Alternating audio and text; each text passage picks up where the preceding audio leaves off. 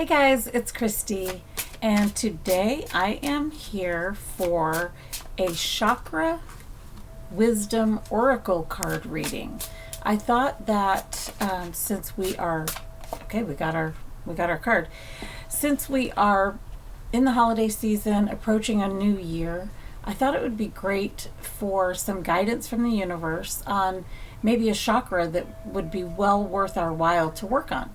And so the card I drew is Despondence. All right, so let's find, I've got two different references I'm going to utilize. And this is a purple card.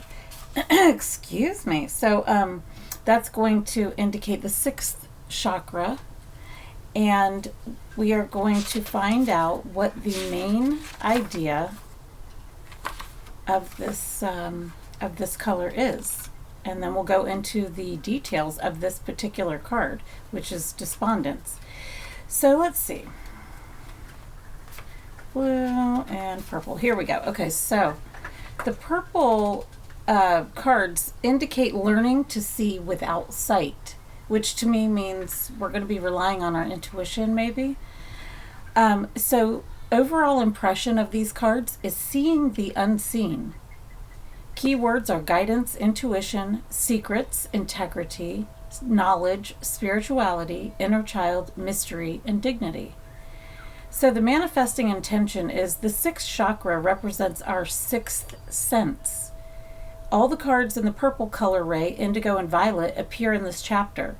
The brow chakra is the third eye and houses all that is hidden within, including our intuitive knowing. Okay, so this is where we're going with this. It seems like so far our guidance is to trust our intuition, get in touch with maybe our intuition, and learn to trust it. The cards often reveal family agreements made before you were born and karmic issues, which you have brought into the world to work out. The sixth chakra reveals your intuitive focus and your inner knowing.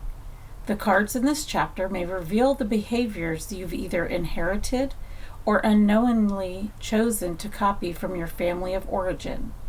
This reflects where you are in terms of your own awareness and reveals your willingness to do your own soul searching. Are you living your past into the future? That's interesting because in some recent readings we've been talking a lot about how our thoughts remaining the same. Our life is always changing, but a lot of times we're feeling stuck because we're thinking the same way, and so our life is changing into more of the same.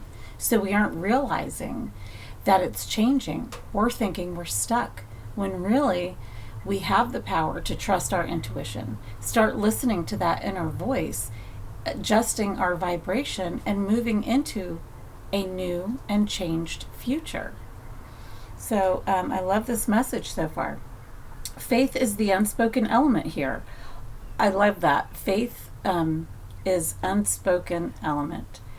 And that is that trusting and knowing. Trusting and knowing, to me, are what faith is about. All intentions are fulfilled with the help of spirit. Okay, so let's go to our card, which again is Despondence. We're going to go to that particular card, and this oracle book is created in a way that each card has a little fable or story that goes with it, and so I will read that. Despondence. Violet Iris. By taking actions, I found the road out. So the legend is, Iris is depressed and unable to look after herself or her home. She cries out to the great spirits for help. Mother Earth appears and suggests Iris shower, eat a good meal, and clean up her house. She does, but still feels despondent. Suddenly, a hurricane hits, and Iris springs into action to rescue her neighbor's children. In the urgency, Iris finds the way out of depression by taking action. That is true. All of these things in this story are things that are recommended when we are feeling depressed or despondent. Get yourself up out of bed. That's the first thing. And getting into the shower. and then taking care of your home. All of those things can help lift your spirits. And so it appears that the universe is telling us to do more things that are action oriented. And so I think that in order for us to take action, we do have to have that trust in our intuition to know where it is that we should be taking action. So the inspiration is Iris teaches us that the only route out of a stagnation is motion. That's interesting because it made me think of my videos where the message has been somewhat about feeling stuck. And they just literally are talking about the route out of stagnation being motion. If we do nothing, we must accept the consequences. And that is tying in with the thoughts. If we are thinking the same thoughts over and over again, we're creating the same future. So while everything is in motion, everything is changing, we don't see it because we think it's all the same and that we're stuck. So they're saying the way out is motion. And if we do nothing, then we will have to deal with those consequences of feeling that stuck, feeling that stagnation. So here are some questions you can ask yourself, and I would really reflect on these, maybe even journal about them, and this will probably help get some energy moving in this particular chakra. So the personal inquiries are: in which part of my life am I feeling immobilized? I know what I need to do. Am I willing to trust myself? So this message is all about feeling stuck, trusting yourself, getting yourself into motion, and trusting that inner knowing, that intuition, but making sure that you are taking actions based on what you're hearing from your inner voice, what you're feeling from that intuitive part of yourself. Okay, so there is a meditation that goes along with this. Imagine an expansive countryside with nothing to block the view. The wind blows and without warning carries you to a place of sadness. Ask the great spirits to reveal the action you must take. You will either intuitively know what to do, or it will soon be revealed to you. Open your eyes and see that all is calm. Be grateful. I really love how we end with gratitude on that meditation, because that is definitely something that helps to lift the spirits. And also, when you're expressing gratitude, you're lifting your vibration, and that is a place in which you could trust your intuition from. So I think that I would like to read a little bit. I have a book about chakras and self-care by Ambi Kavanaugh as well. And so I would like to go to the 6th chakra in her book and find out what her recommendation is. And, some correspondences.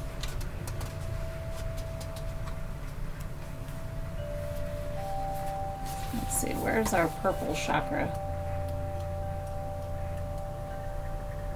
Okay. The brow chakra, here we are. Okay. Intuition is seeing with the soul by Dean Koontz is how she starts this chapter. I'm sorry. Okay, so the correspondences for this chakra are the color indigo. The element is light, so surround yourself with light. And if you have anything indigo, a crystal you could carry with you, or clothing that you can wear, or some jewelry that has that color, I would recommend surrounding yourself with the color, even if it's some ambiance lighting. Surround yourself with that color when you can. And then also plenty of light, because the element correspondence here is light. So get out in nature when the sun is shining. Surround yourself with some kind of lighting, even if it's LED indigo lighting that we were just talking about, or other types of lighting, fire, anything that has to do with light. The planets are Jupiter and Saturn, And the stones that are corresponded with this chakra are sapphire, labradorite, azurite, and celestite. So if you can, carry any of these with you, whether it's jewelry in your pocket, anything like that, you could do that.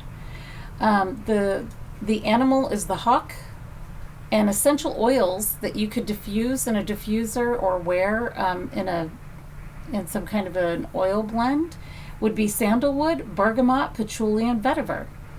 And so I think that some practices that would be important when working in this chakra would definitely be the meditation mentioned or other meditations that have to do with this chakra, the brow chakra. You could go on YouTube. I've done it plenty of times. I've looked up guided meditations for the brow chakra, and then I just do a meditation that's the length that I have time for at that time, because you need to make sure that it fits into your life, and see what kind of movement you can see.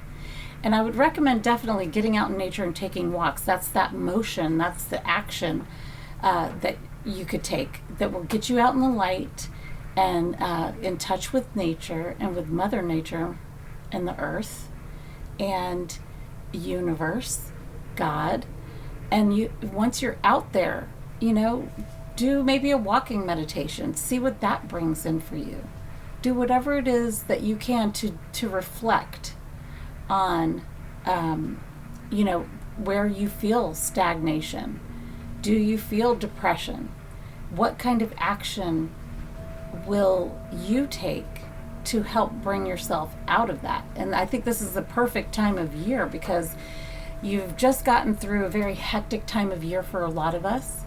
We're approaching a brand new year. And this, I feel, is a way for us to clear the energy, clear the path in our bodies so the energy can flow freely. And we can take advantage of being in touch with our intuition and taking actions that are going to make us feel really great and propel us forward and get us out of that stagnation or stuck feeling. So I hope you guys will take the advice that the universe has given us and start getting some motion and some fluidity in your energy centers. And, hopefully you'll end up seeing some really great results from that. And if you could hit the like button, subscribe to the channel, leave some comments on your experience with this. And I hope you guys have a wonderful week ahead, and I will see you in the next video. Cheers, guys.